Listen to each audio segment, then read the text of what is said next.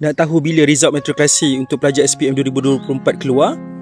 Berikut adalah garis masa kemasukan pelajar untuk SPM 2024, iaitu untuk tahun inilah sesi 2025-2026. Untuk pengumuman calon jaya iaitu keputusan masuk ke matrikulasi akan berlaku pada 21 Mei 2025. Kemudian para pelajar akan daftar dalam talian, iaitu pelajar perlu klik setuju terima dan daftar dalam talian iaitu pada 22 Mei hingga 21 Jun 2025.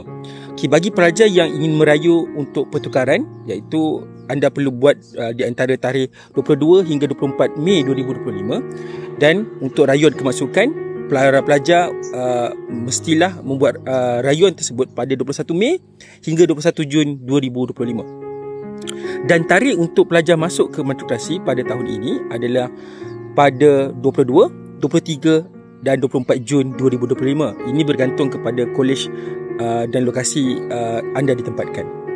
Dan mana-mana keputusan rayuan akan dijangka keluar pada 30 Jun 2025 dan anda akan daftar pada awal Julai tahun ini.